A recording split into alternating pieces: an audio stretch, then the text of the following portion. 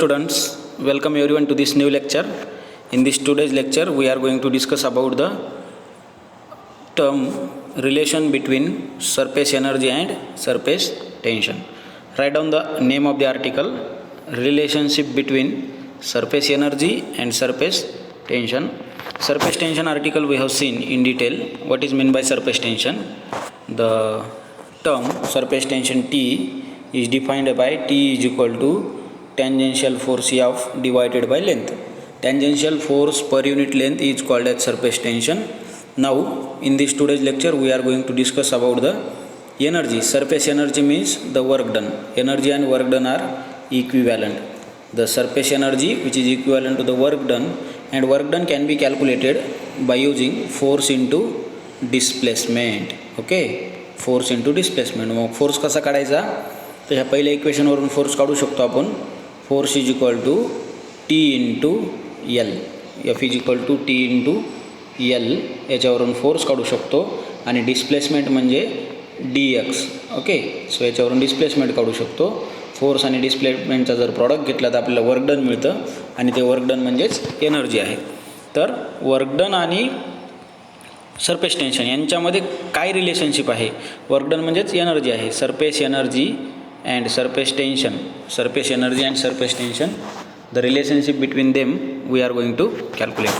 The first point, consider a rectangular frame of wire P dash P S S dash as shown in figure. This one, P dash P S dash S. This frame of wire is there, and another wire QR is as shown in the figure. Now this is the PQRS is the rectangular box. The box is formed due to this QR wire. Now this wire is going to move to and fro. मध्ये आणि बाहेर wire move होणार आहे. त्या move केलेल्या वायरमुळं हे जे rectangular box आहे याची लांबी रुंदी कमी जास्त होणार आहे, म्हणजे एरिया चेंज होणार आहे. That's why we are going to do the work there. आणि ते वर्क आणि सरफेस टेन्शन यांचं रिलेशनशिप काढायचं आपल्याला. Second point, this frame is dipped into the soap solution and then taken out. ही पूर्ण फ्रेम जी आहे, कुठली पी डॅश एस डॅश एसवाली ही जी फ्रेम आहे ही सोप सोल्युशनमध्ये बुडवली आणि बाहेर काढली. Film of soap solution will be formed within the boundaries PQRS. हे जे PQRS आहे बघा, as shown in figure, PQRS. This PQRS boundary is the soap सोल्युशनमुळे तयार झालेली बाउंड्री आहे. Is the boundary which is found due to the soap solution. Now just draw the diagram. Name this diagram as a surface energy of a liquid. Now second point, each arm of the frame experiences a inward force due to this film. आता ह्या फिल्ममुळं प्रत्येक आर्मवरती एक inward force आहे. Okay, कारण मध्ये soap सोल्युशनमुळं film तयार झाली, म्हणजे याच्या प्रत्येक बाजूमध्ये ओढल्या जाणार आहेत किंवा मध्ये एक इनवर्ड फोर्स आहे त्यांच्यावरती.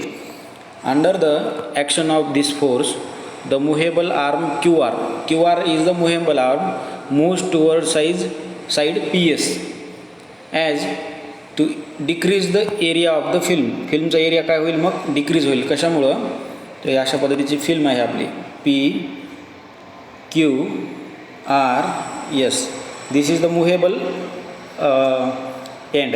This is the movable terminal is going to move towards the PS कडे. कशामुळं? कारण इनवर्ड मध्ये जाणार आहे, म्हणून मग ह्याचा जो एरिया आहे PQRSचा तो काय होईल?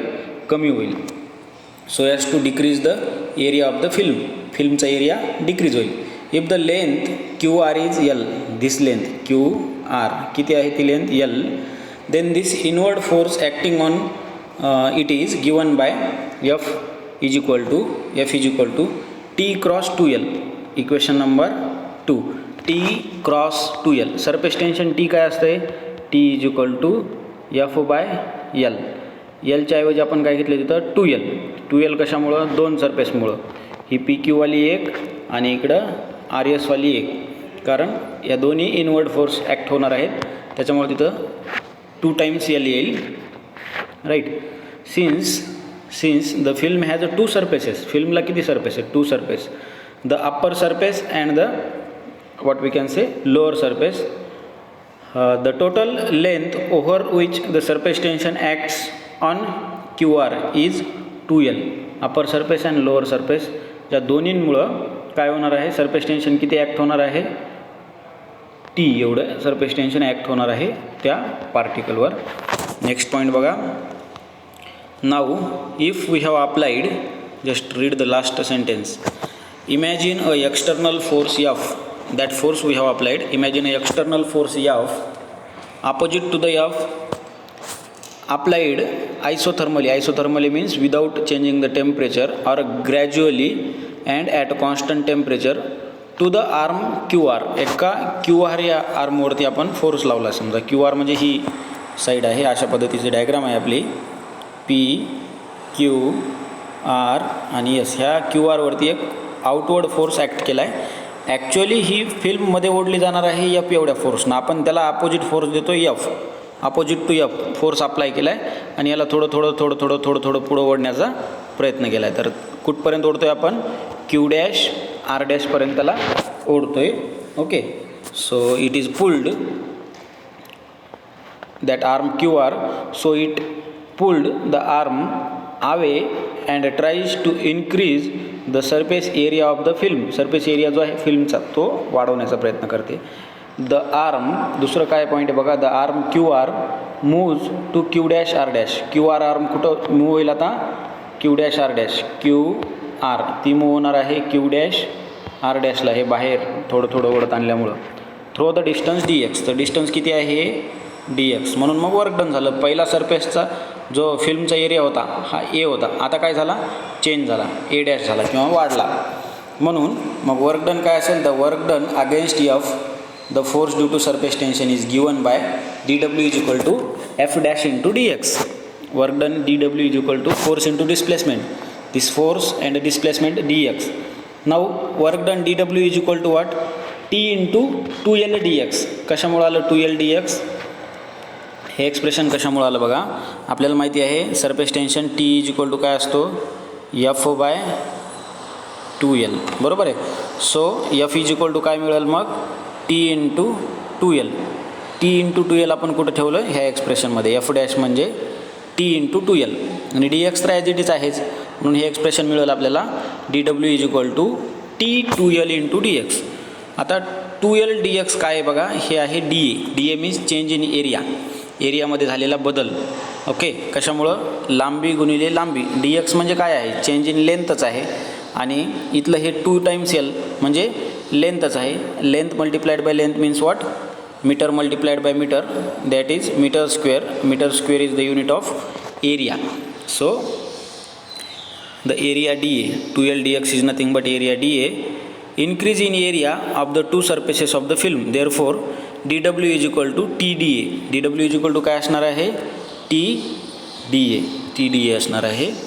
त्याच्यानंतरचा पॉईंट बघा, work done in stretching the film is stored in the area DA. Work done हे DA एवढ्या एरियामध्ये स्टोअर केलं जातं. The film as its potential energy store केलं जातं. काय म्हणून, पोटेन्शियल एनर्जी म्हणून स्टोअर केलं जातं. This energy is called as the surface energy. मग या एनर्जीला नाव काय दिलं आपण, सरफेस एनर्जी म्हणायचं आहे. पोटेन्शियल एनर्जीच आहे. ॲज अ पोटेन्शियल एनर्जी ते वर्क डन स्टोअर होणार आहे DA एवढ्या एरियामध्ये. त्याला आपण नाव दिले सरफेस एनर्जी, कारण वर्क डन म्हणजेच एनर्जी असतं. Surface energy is equal to काय मिळेल मग आपल्याला, T into DA means energy, surface energy E, which is equal to surface tension into area. Change in area, surface tension, surface energy. What is the relationship between surface tension and surface energy? The surface energy E, which is equal to surface tension T into dA. dA means what, the change in area. Thus surface tension is also equal to the surface energy per unit area.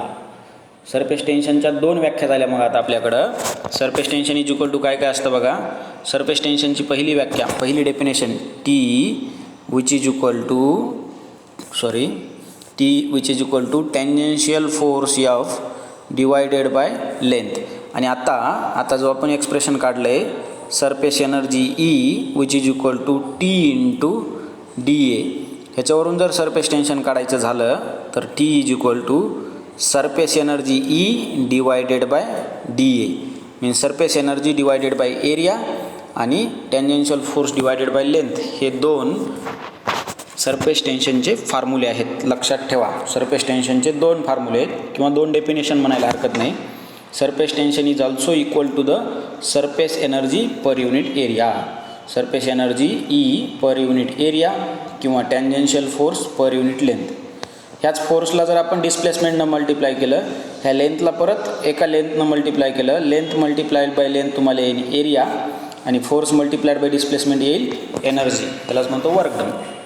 So these two are the equivalent things, right? In this way there is a relationship between surface tension and surface energy. काय आहे मग relationship? तुमच्या लक्षात आली असेल. मी आत्ताच सांगितलं आहे तुम्हाला. Surface tension T which is equal to E divided by what is there? Area A.